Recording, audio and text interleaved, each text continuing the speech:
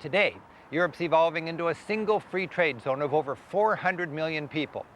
And like the United States invested in its interstate highway system to grease commerce, Europe's investing in huge bridges and tunnels, so its cars, trucks, and bullet trains no longer need to load onto ferries, as was the time-consuming norm until just recently. The Öresund Bridge connects Denmark and Sweden. This 10-mile-long link serves both trains and cars. It consists of a tunnel beneath the sea, an artificial island, and a 5-mile-long bridge. A high-tech control room oversees the flow of traffic across a border travelers hardly notice. By making the Swedish city of Malmö just a quick commute from Copenhagen, this bridge created Europe's most dynamic new metropolitan area, the largest in all of Scandinavia. While the bridge leads to Sweden, we've pulled a U-ey and are heading west to Roskilde, Denmark's historic capital. Denmark's roots, both Viking and royal, are on display in Roskilde. 800 years ago, this was the seat of Denmark's royalty, its center of power. Today, after fires and recent development, the town's mostly modern.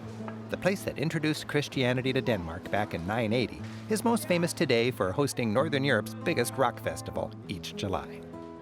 Roskilde's centerpiece is its imposing 12th century cathedral. It's a stately old church with fine wood carvings and a great 16th century organ. Some paintings survive from before the Reformation.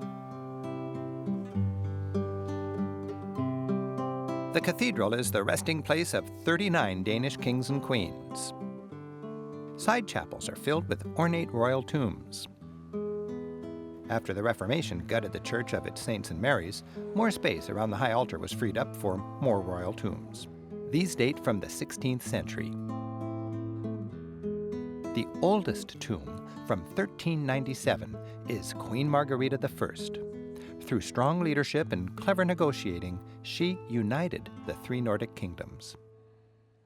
For 500 years, St. George has marked the hour by killing the dragon, reminding the people how the church is their bastion against the evil of the world. A short walk takes us to Roskilde's waterfront. The word Vik means shallow inlet.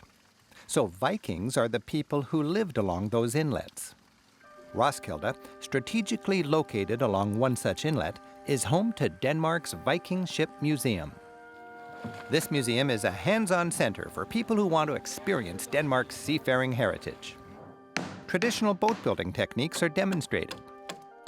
And the museum's archaeological workshop employs the latest technology in conserving and better understanding remnants that survive from those fabled 10th century masters of the sea. The main hall displays 5 different Viking ships. These ships were deliberately sunk 1,000 years ago to block the harbor entrance to the strategic and rich city of Roskilde. In 1962, they were raised from their salty grave. This was a 10th century ocean-going freighter. A ship like this likely carried Viking immigrants with their families and the entire farm to Iceland and later on to the New World.